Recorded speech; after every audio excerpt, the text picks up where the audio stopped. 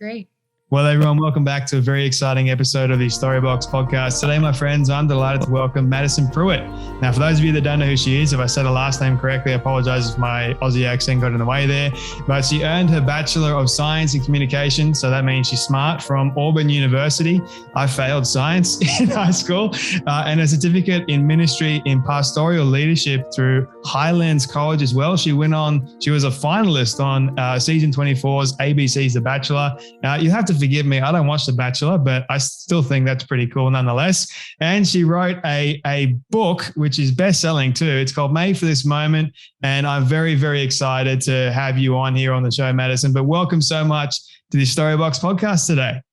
Thank you so much for having me. And let me just tell you, I am here for the accent. And do you hear a Southern accent from me? Do you hear any Southernness? I hear a little bit, but it's not overpowering. It's pretty good. Cool. That's what I wanted to know. That's good. Anyway, I like the Southern accent, so you're all good in my books. It's cool. Yeah, I grew up in a very small town in Alabama, and everyone was very Southern, and I fought hard to break that Southern accent. But it still comes out every now and then, and I feel like people with different accents can pick it up like that, so just had to ask. Don't worry, you can break it out as much as you want during this conversation. I don't mind. I think my audience likes it too. So, but it's so good to have you here, Maddie. And you know, like I was saying in the introduction, you've got a bachelor's degree. I mean, you've done so many great things. You even wrote a book, for goodness sake. Do you mind me asking? I never ask ladies this, but how old are you? Just out of curiosity. So I'm 25. I graduated both college at Highlands College and Auburn University in 2018. And yeah, just knew I wanted to do something, bigger than myself with my life, and wanted to give back, wanted to add value to people. Just wasn't quite sure what that looked like. And it's crazy to see like where I am now and just all the twists and turns and routes and reroutes and everything that has brought me to this point. But God has been faithful. It's been really cool. That's cool, because I'm 25 as well. So it's so good to be actually speaking to you. My very first official question, apart from the age one, is what does success look like for you? I think for me, I define success kind of under the same category as I would define influence. And to me, it really just comes to the place of like impact. What am I doing for the kingdom, and what am I doing for others? And for me, I can get all the success in the world, what the world calls successful, I guess. I can get money, followers, fame, all of these things. But if Jesus isn't at the center and it's not a part of something that's just so much bigger than me, then ultimately I'm going to be unsatisfied. And I think for me, I've had those moments of having tastes of like everything that the world has to offer. And I've also been in seasons where I feel like I was kind of stripped away from everything the world has to give. And I felt totally empty by like the world standards. But that was really kind of when Jesus just really showed up, and I felt so just full and inspired and passionate and all the things. And it's just cool to me to see that, that verse in Philippians that Paul talks about of just like, whether I have everything or whether I have nothing, like I know what it is to be truly content. And I've seen that in my life. And so I would say for me, like success is really just rooted in loving God and loving people. And it's all about impact. It's all about making a difference. It's all about how can I add value to other people? Because at the end of the day, like I want to leave a legacy and I want to be a part of something bigger than myself. And if I'm living for the approval of other people or just for people to remember my name, then, that's not really going to leave much of an impact. And so, yeah, for me, that's kind of, I guess for me, success is more like significance. So it's more like, what does this mean? Why am I doing what I'm doing? What is the purpose in this? How is it impacting other people? So I guess for me, success equals influence and significance, I would say. I love that answer, especially because you mentioned the Bible verse of what Paul talks about in being content with whatever situation you find yourself in. And I think that's a good reminder, and it's a comforting reminder at the same time. But I'm interested in, you mentioned it's success for you is about making impact. Did you ever think as you're growing up in the small town of Alabama that you would ever have this kind of impact that you're having today? I knew that I wanted to do something just really cool. And I wanted to tell people about Jesus. And I actually found, a little journal the other day of when I wrote it when I was like 8 years old. And it asked me the question, in my journal. It was one of those journals where it asks you questions and you write the answers under it. And it's got like the pictures and everything.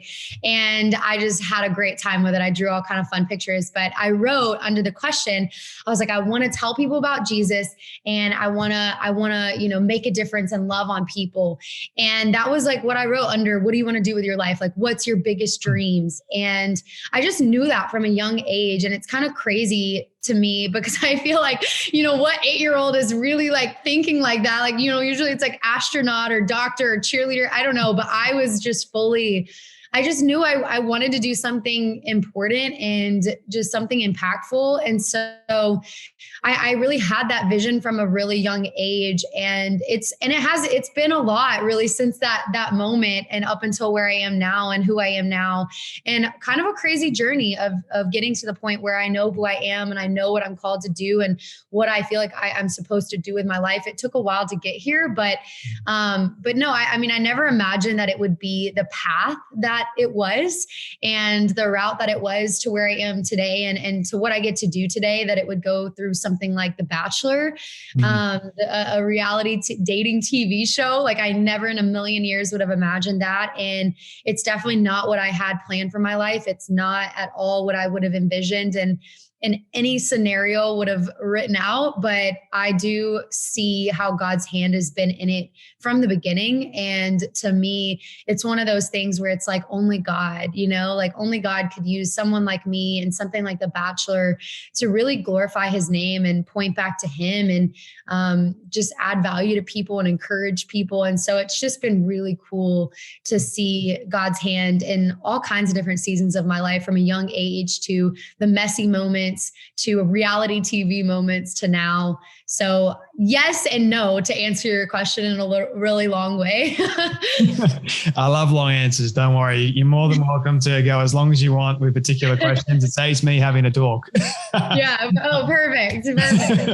But what I wanted to ask you regarding the kind of impact that you are making today, have you found, especially with the fact that you are a Christian in kind of like this secular world that we are living in, and you're going on secular shows like The Bachelor, standing out for Christ isn't exactly the easiest thing to do. I kind of like you got the weight of the world upon your shoulders. How did you stand firm within those moments or those difficult, challenging moments? Have you found a lot of those over the course of your life, and how have you been able to remain true?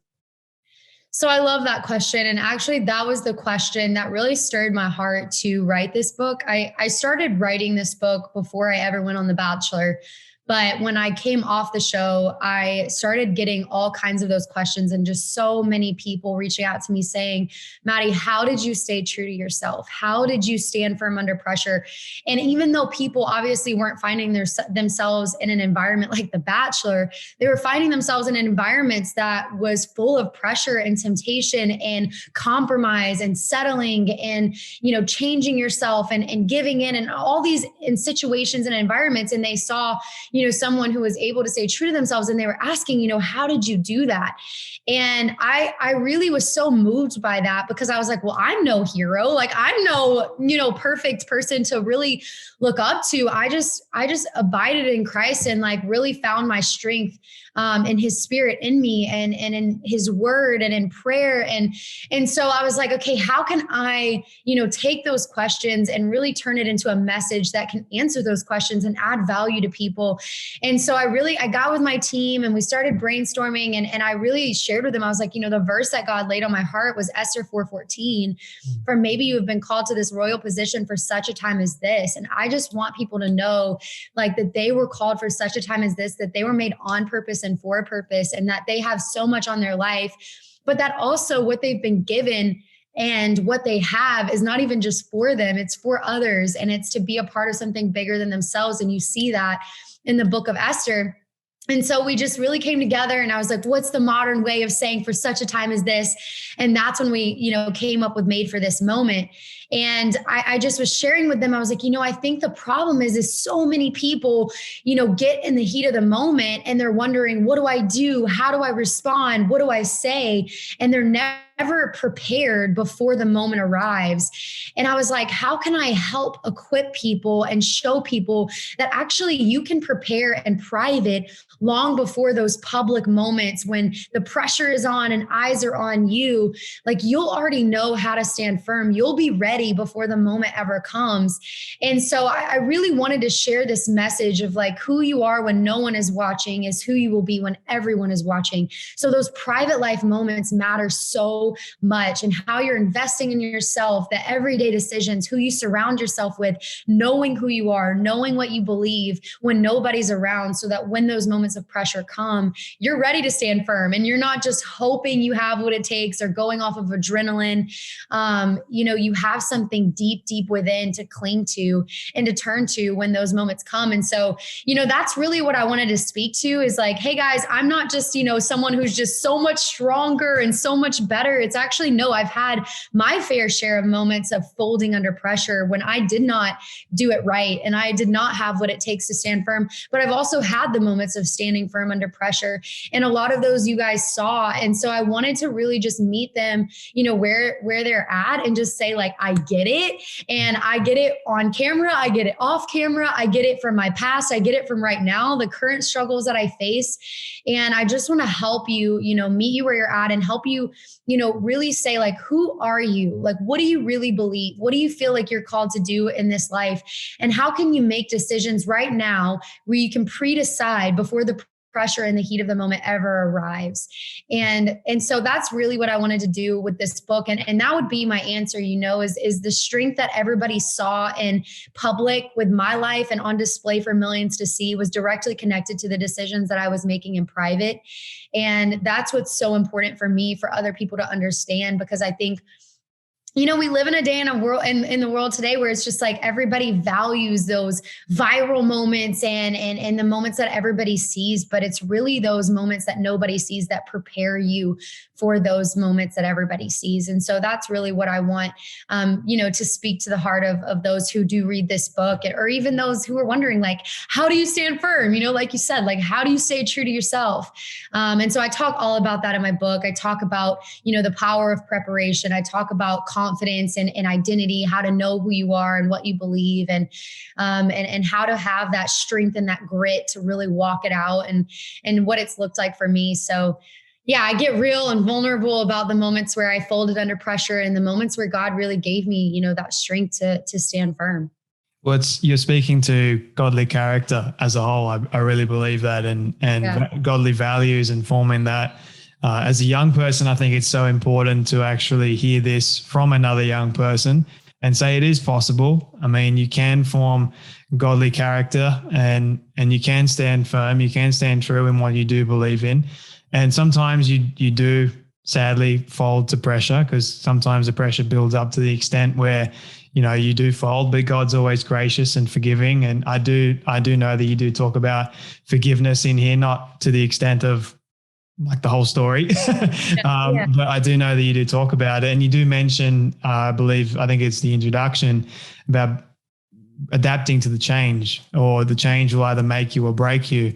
And that's really pretty much like everything you're speaking to. Are you really made for this moment? Are you going to fold under pressure, or are you going to stand firm? And I love this message. It's so impactful. But one thing that I am interested in is what the character that you formed as right now, and the ability to stand firm. Was that something that you were taught as a young kid? Did that help you when you got older, do you think? Yeah, I was very fortunate to have, two incredible parents who really instilled a lot of that in me from a young age.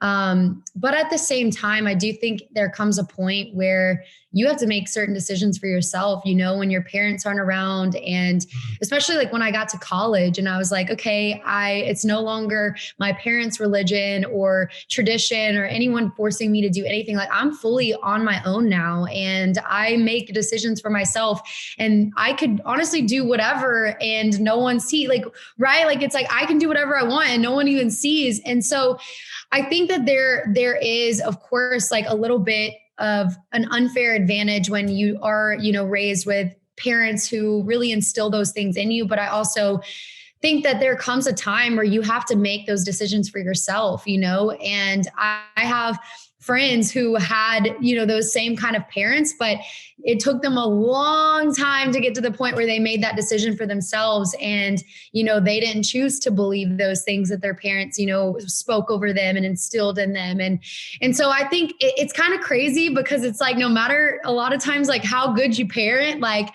sometimes it sticks and sometimes it doesn't. And like the kids just kind of got to figure it out for themselves. But I will say I was very fortunate to have two parents who just prayed over me and believed in me and dreamed with me and spoke life over me. And I'm very grateful for that.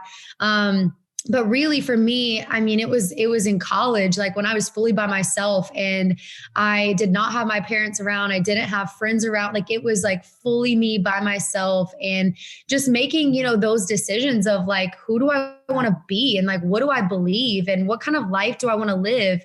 And just knowing that I was going to be faced with a lot of like pressure and temptation. And I was like, I want to know, how I'm going to respond when those moments come before I just get in them and just react or just go off of feelings and pressures. And so I really just made, a big decision in my own life freshman year of college. And it wasn't this crazy thing. It was just me alone in my dorm room by myself.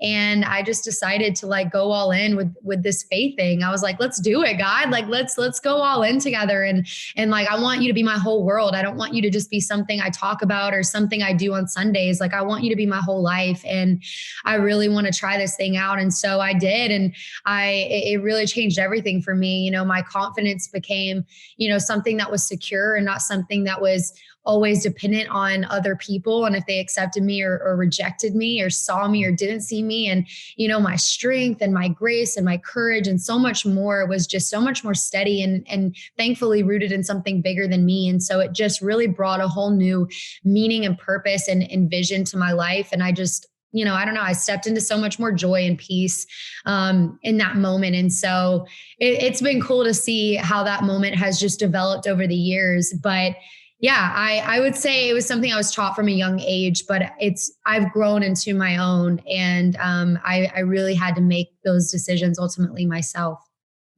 I didn't mention earlier because it slipped my mind, but I love the verse you said from Esther, and it's a verse that I haven't actually heard in a while, actually, but it gave me goosebumps for such a time as this, and it's giving me goosebumps now, actually. But I love how you turned that into made for this moment, like you've made it something modern for a lot of people. But I think I love this message, but For me, I wanted to ask you about the preparation factor, the idea that how much you can prepare for things, but there are things you can't necessarily prepare for. So I'm curious, what are some things that you have been able to prepare for that have helped you with the change and all those sort of things of difficult moments, and the things that you haven't been able to prepare for of difficult moments, and how have you been able to react to that? For me, I think because I agree, there's some things that, life throws some curveballs at you and you just could never see coming, and I talk about that too in my book of just like, there's going to be moments that shake you and moments that try and take everything from you, and moments that just totally catch you off guard in a good and bad way, moments where you get told the best news of your life, or you get that promotion or that opportunity or that relationship, or moments where those things all fall apart. And unfortunately that's life, right? And there's a lot of just things that we can't control, a lot of unknowns that come with life. And of course there's certain situations that you can't totally prepare for. And I think for me, my thing is like, but you can stay ready. And so that you don't have to get ready, if that makes sense. Like you can stay in God's word. You can stay in this place of like confidence and knowing who you are and reminding yourself of God's truth, reminding yourself of your purpose, surrounding yourself with godly people that will call you out and call you higher. And you can put in, the hard work every single day to make sure your character and your convictions are pure and holy, and these kinds of things that like you can do consistently every day, so that when moments that of pressure come, whether they're good or bad, or things that you never in a million years could have predicted, you know, you're ready in a sense. And I felt those moments when I was on The Bachelor. Like I was prepared in a way, and there were certain things that I had talked through with my family, certain things that I had prayed through.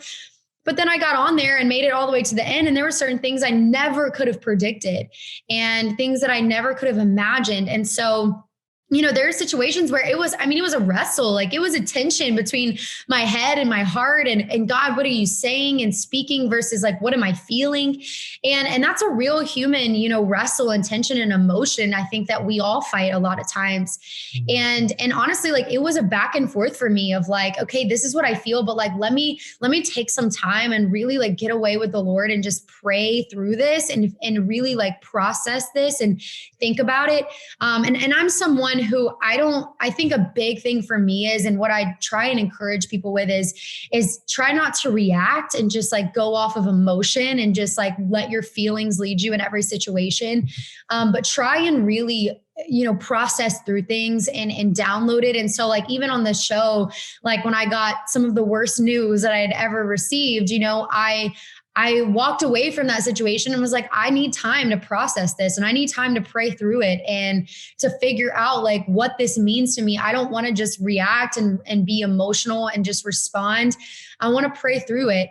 But I also had, you know, standards and things that I'd already pre-decided that I knew, okay, well, these are areas that I know I'm not going to settle in. So even though I need to process through these things, I also know these are things that I've prayed for and areas that I refuse to settle in, that no matter what I'm faced with, like I got to stay true to that, because I got to stay true to like my convictions and my standards and what I know means a lot to me and what God is like, the kind of life God has called me to live and who he's called me to be. And so ultimately, you know, I made a decision to walk away from a relationship that I cared a lot about that person, but I knew that it wasn't to the standard and to the degree and to the capacity that God had called me to, you know? And so I think there are those moments, you know, that are really challenging. And it's that tension between, okay, what do I feel? And what does everyone else feel? And what everyone else saying? And what are the opinions and the voices and the things and the feelings and everything coming at me? But like, what does God say? And like, what is God speaking to me? And so I think there's a level of pre-deciding and a level of preparation, but I also think that it's like, that, you know, you've been training, you know, your whole life, like every day you're investing in yourself and you're building those muscles, those spiritual muscles, so that when those moments come, you know, you might need a few seconds to process it and pray through it and really bring it before God. But ultimately, like, you just know. And because you've been training for it and you've been preparing for it. And so I would say that, you know, it's like, that's why the everyday moments matter so much, because they really do get you ready and prepare you for even the unknown and scary and like moments you can't predict. And so that's why I really, you know, preach the message of just like why the private life moments are so important and that those prepare you for the moments that you never could predict. Yeah. So, yeah. How have you been able to, over the course of your life, distinguish between whether or not this is God speaking to you or if this is just your selfish desires wanting to come through? How have you been able to make the distinction there? God, that's a great question. Because that has been, I mean, that's a wrestle, right? Like you have those feelings, but then you also are like, I don't really know. And I think for me, you know, one of the biggest things is God's never going to contradict himself, in the sense of like, if you're feeling something that's so against God's word, that's probably not from God, right? And so for me, like, I'm always going to go back to God's word. And I also, you know, I'm a big believer in peace. Like I'm a big believer in peace. And when it's not God, like there's just, especially when you're walking intimately with him and you have such a strong relationship with him. I mean, if you think about it, it's like having a relationship with anyone, you know, it's like if you're dating or you're best friends with someone or you know, relationship with like your siblings or whatever it is, and you know that person so well and you walk with them, like you can sense when there's something off, right? Like you can just pick up on it. And I think for me, you know, it's kind of the same thing in my relationship with God. Like that's the most important relationship in my life. And obviously he knows me better than anyone. And I know him better than anyone. Like he is like my ride or die. And so like, I have such a close personal relationship with him that, you know, I'm like, if I'm in situations and something feels off and there's this wrestle in my spirit and just this lack of peace, like I may fight it for a little bit, but I know this is not God. And I've had those moments like in relationships where I immediately was like, nope, this isn't God. But I just was like, oh, but maybe, or like, but God, how come? Or, like, Lord, but can you bless this or help me figure it out? And he was like, no, that's not what I have for you.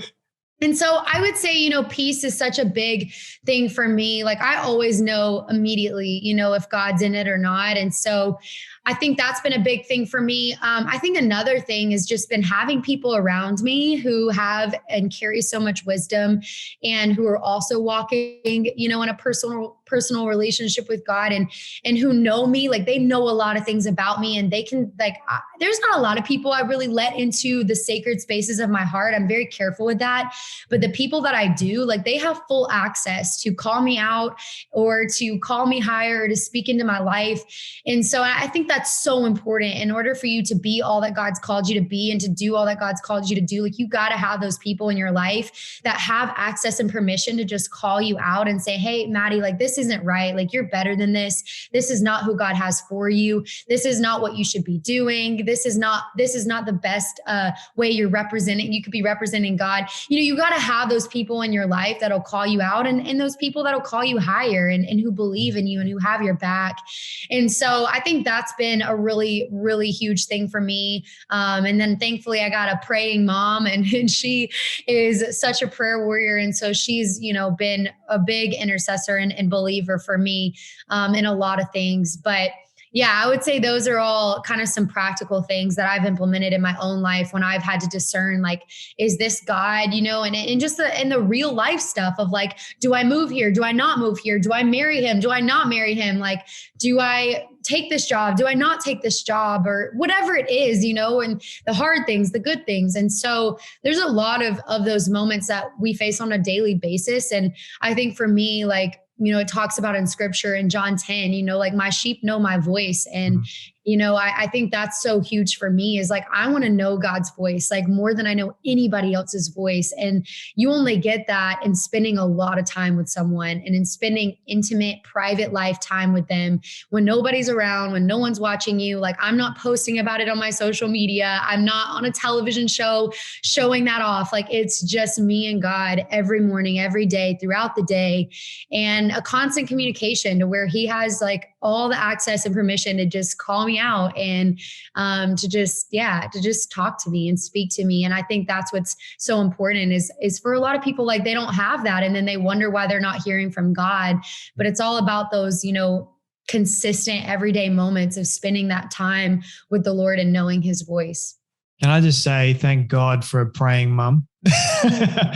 Oh my goodness. Like my mum is a prayer warrior as well. And yeah, the amount of times that I have fought against her wisdom and God's leading, unbelievable. But then when I finally chose to submit and actually went to the Bible and asked for the many times for forgiveness for not obeying and not listening. And the amount of times that's led me to moments where I've not been proud of myself, but once again, God's faithful and just and always going to help you move forward in your life, which I love about your message too. It's all about moving forward and becoming better and knowing who you are in God as well. So I am curious, we are speaking about moments and you've had quite a lot of moments that have been good, some bad as well, but what has been your most vulnerable moment in your life? I would say 2 times, 2 different things, but both having to really do with The Bachelor. But I would say one moment on the show when I felt like there's no way I can keep going. Like I genuinely, I had just been told that he had, we had made it, there was like 2 weeks before engagement or a week before engagement. And I'd just been told by him that he, had been intimate with other women. And after I had expressed, that I wouldn't be able to continue in the relationship if that were to happen. And, I just heard that news and I just felt so alone. I didn't have, my mom, my friends. I couldn't go to a church service or turn on a podcast or turn on my worship music. Like I was fully really just by myself. And I had been in this thing for, almost 2 2 months, and I'm exhausted. I'm tired. I just got the worst news of my life, and I just felt so alone. And I just went back to my hotel room, and I just locked myself in the bathroom. I wasn't letting anyone in. I didn't want anyone to talk to me. And I just cried and I just wept before the Lord. And I just was like, why have you abandoned me? Like, why did you bring me this far just to leave me? And I feel so alone. I feel the weight of the world on my shoulders. I feel like it's overwhelming. And that was like the most vulnerable night, I think, and the scariest night of my life. And I just had shared, in that conversation with the Bachelor previously, like before he shared that news with me, that I had saved myself for marriage and my why behind that. And, just my heart for the Lord. And that was a very vulnerable thing to do on national television. And I wanted obviously to communicate that in a way that, of course, wouldn't shame anyone and wouldn't be, I don't know, hurtful for anyone to hear that, but in a way that I just could express, my values and standards and beliefs. But at the same time, like, love him and those who didn't necessarily carry that same thing. And so it was a really vulnerable and hard moment already, like before I got that news, just because I was really wrestling with, Lord, like, I need you to take over in this moment. I don't know how to convey this in a way that's honoring to you and that can be receptive to him and to others. And so I just was really wrestling with that. And then, of course, got that news, and it was heartbreaking, and just had to kind of walk away from that night and just go and lock myself in a room and cry and really, really pray for just so much grace to just keep walking and just wisdom to know, to stay or to walk away. Like, Lord, what do I do? And so that was a really vulnerable night for me. I think after that, another time and it was kind of like the end of the show, I would just include with that moment too, of just the finale and kind of getting attacked for my character and my beliefs, and getting attacked for my standards, and just honestly getting embarrassed on live television in front of millions and millions of people. And so that was a really vulnerable moment. And then I just would say, after the show, having to hear just so many opinions and so many things that were said and spoken, and rumors, and just people who just don't know anything about you, saying all of these things and making judgments about you and against you. And then really having to like write that out and relive that with this book. I kind of had a little bit of an escape from it, and then had to really like feel it all over again when I wrote this book. And I wanted to feel it because I wanted to be just really true to the emotion behind everything that I was facing, and true to like the emotion of like those who were going to be reading it and like what they were facing and going through. And so it was really vulnerable, like putting my story out there, in a book, that things that I had never shared with people, right? And like things that I had never expressed with people, of just feelings I had had and thoughts I had had and struggles that I had had. And so writing that out and then just, giving it to people and like letting people just read your diary, I think is definitely like the most vulnerable, thing that I've ever done. So I would say, yeah, I mean, in probably a very obvious way, going on national television and letting people just say whatever they want to say, and then having a book where they can read all about your life and your experiences, like those have been two of the most vulnerable and hardest things I've ever had to do. I appreciate you sharing both of those things. Both of them, I can only imagine, wouldn't have been easy to go through, especially being embarrassed on live television. I mean, people have a ton of opinions about certain things, and I don't subscribe to you got to attack this person for their beliefs. I think you've got to respect them, but that's just me. I'm probably unique, and I think it should be across the board. Everyone should just treat people with respect.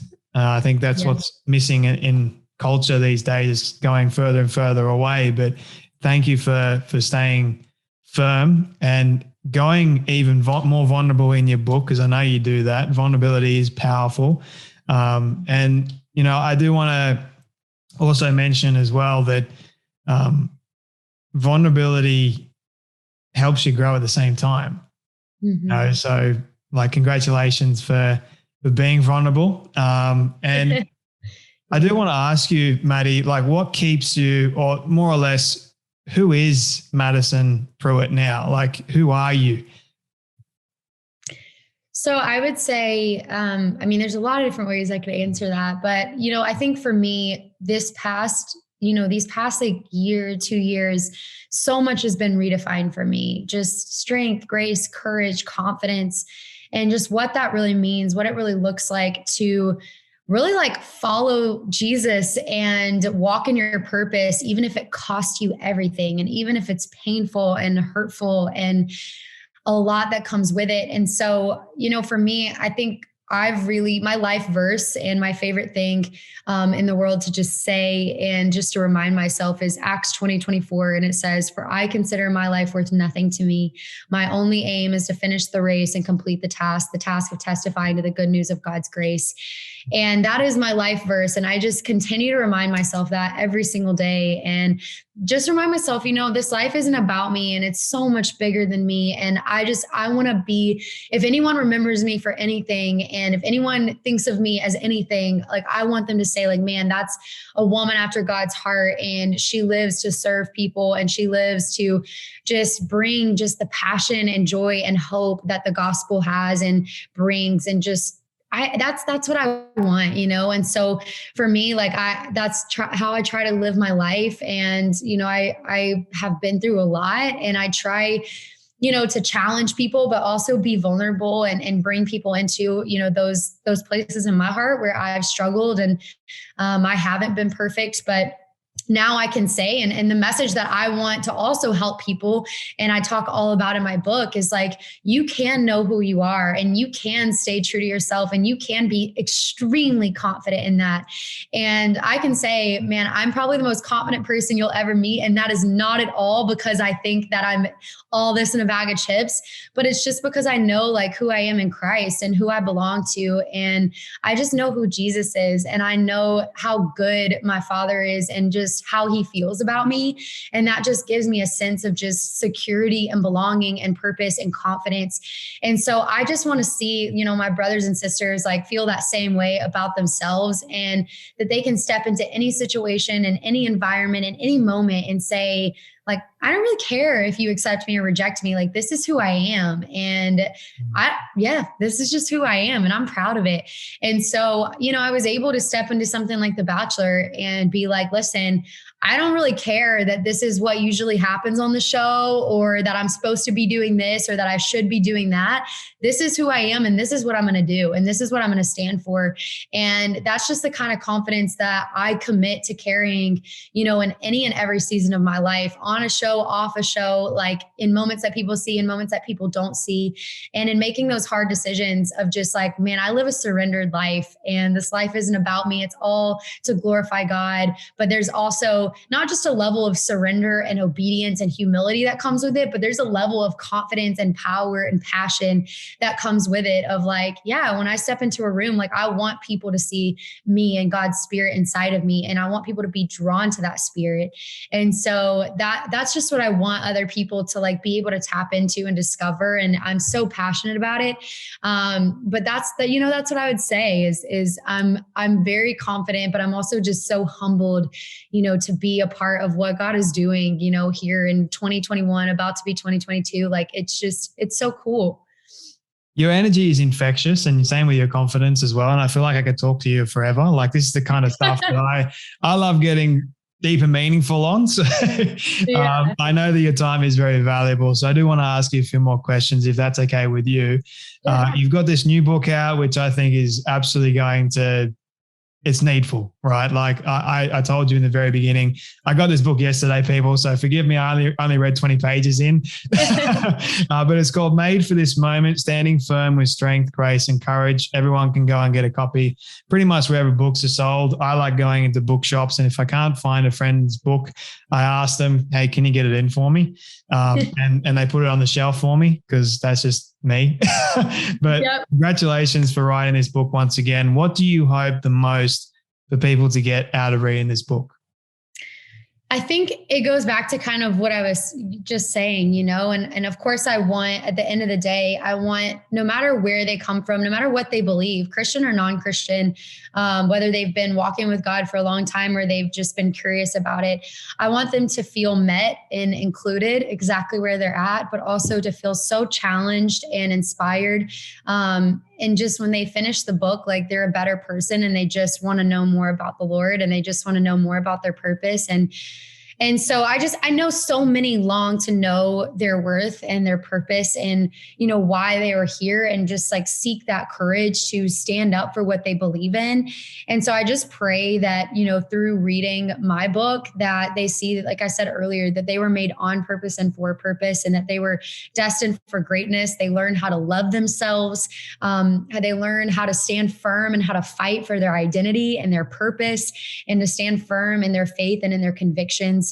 Because we live in a world of just so many confusing standards and mixed messages and social media and competition and comparison and so many things. And I just want to see this generation live out in faith and in their convictions and just stay true to themselves, and for them to know that no matter what they've been through, no matter what they're currently struggling with, no matter what other people have said, no matter what's been done, they were made for this moment, and not the moments of yesterday, not the moments of tomorrow, but for whatever moment they are in right now. Like, this is the moment they were made for. And I just want them to feel that. Like, I want them to feel that deep, deep down in their bones, and just to know that, that I'm not the hero of the story, that they're the hero of the story, and that God has chosen them and called them for such a time as this, and that there's just so much purpose on their life. And I think it's easy to just get caught up in like the every day and just like settle in this like mediocre mindset of just wake up, do this, repeat, and I want people to have joy and confidence and purpose and just so much more, and there's just so much more to life than what most people experience every day. And I just want them to feel that and see that. But also know that like part of being made for this moment is having that, revelation and realization that I'm a part of something bigger than myself, and everything I experience, everything I feel, everything I've been given is just made to give back to those around me and to make a difference in the world around me. And so that's what I want people to walk away with. Damn, goosebumps again. I'm like, preach, keep going. That is so cool. Wow. I feel like I could end the conversation on there, but I got two final questions. I'm like, wow. All right. Having said all that, Maddie, what would you say that you love the most about yourself and your story? I would say the thing that I love the most about myself has also probably been the thing that I feel like has been the biggest struggle for me. And so I honestly think that that's probably real for most people, but I think that there's this level of strength that I have that I've had honestly from a very young age that I'm so grateful for, but it's also made life very difficult, and especially, even just relationships difficult. It's made, like boyfriend, girlfriend type relationships difficult. And so that's something I've had to constantly pray through of like, Lord, what does true strength look like? Like, I want to walk in what like your picture of strength is. And that doesn't mean being perfect and having it all together, but it's also like in being vulnerable and like opening up to people and letting people in and knowing that when I'm weak, like you're strong, Lord. And so I want to have and carry that perspective and not just have, this perspective of like, got to be on, got to be perfect, got to be strong all the time. And so I would say that's probably the thing that I love the most about myself, but also something I'm still continuing to learn every day. And one of my biggest struggles as well. What was the second question? What do you love the most about your story? What I love the most about my story? The most about my story. Okay. I would probably say, and I also talk about this a little bit in my book, but I love sharing this with people because I think it's so cool and it just speaks to the God that we serve. But I think for me, like I, for so long put God in this box and I was like, okay, this is what, if I'm supposed to like do something cool with my life and make a difference and love you, like it has to look like this. And man, God he called me out of that box and he called me into the dark waters where I had to step out of the boat and it was unknown and it was scary. And just like Peter, I was called to walk on water and that looked impossible and felt weird and uncomfortable. But it was like when I kept my eyes on Jesus, it was like with each step, like I just grew in confidence and in courage and saying like, I was made for this moment and I want to do things, that have never been done before. And I want to be a part of some amazing, testimonies and miracles and cool things and stories. And so I would say that is just like what true courage looks like, and just sometimes there's going to be moments where you're called to step out of the boat and step out of the box, and other people are not going to understand it. Other people are even going to be against it, and they're going to judge you, and they're going to ridicule you. They're going to question you. And I had so many of those moments. My faith was questioned. My integrity was questioned. My convictions were questioned. My intelligence and knowledge was questioned, like so many things. And I just was like, listen, you can question me all you want, but at the end of the day, like one day I'm going to be face to face with Jesus, and I have to give an account for my life. And I get to look at him and say, like, I did it, like I obeyed you, whatever the cost. And I was willing to go all in, like whatever came with it. And I think that's what it's all about. And with that, there's going to be some crazy things along the way and some really hard and low moments, but also moments that you never would have even imagined that you could be a part of. And that's just what I could say about my life is there's been so many reroutes and twists and turns and roadblocks and detours and so many things, but it has been so cool to see just like along the journey, just the joy and the purpose and the confidence and the courage that has just been instilled along the way, and just ultimately just the relationship that I've gotten to develop with the Lord along the way. That's the most important thing to me. And so I would say, probably that is just courage and stepping out of the box and really just breaking barriers and limits and expectations that other people put you in, and really in a way that you even put yourself in. And so I would encourage, those listening with that too, of just like, when God calls you to do something, even if it seems crazy, like you can read all throughout the Bible. Like there's so many stories like that, right? And you see in the story of Esther, you see Abraham, you see Joseph, you see Jonah, you see so many people like being called to do these things that people are like, huh? Like that doesn't make sense, right? You even see Jesus like being persecuted and even by religious people, right? Like people who didn't understand him. And so I just would encourage those listening, like if you're being called to do something crazy cool and you have a piece about it and you feel like it's God prompting you to do it, like listen and do it. Even if it's like you got some fear in there, like just choose to not let that fear stop you. You're on a roll. I chose to stop myself. I was like, Maddie, calm down. No, keep going.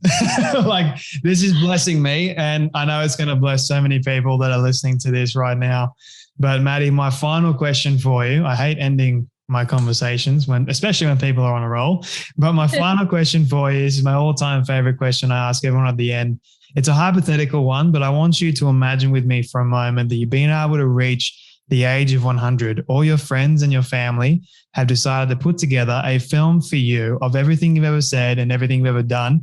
Don't ask me how in the world they got it all. We'll just call it magic for the sake of argument. But they've been able to get it and show it to you on your 100th birthday. What do you want that film to say and to show about your life? Man, I would say, honestly, what I said my life verse was that, man, Maddie really truly woke up every day and said, I crucify myself. It's not about me. And it's all about Jesus. And how can I love God and love people? And she really gave everything to that. Like she made her motto, like love God, love people. And that was what it was about. Like every decision she made, every conversation she had, every thought she had, everything she did, like it all reflected that verse and that motto. Like this life isn't about me. I'm called on a mission to seek and save the lost. And my heart is to love God and love people.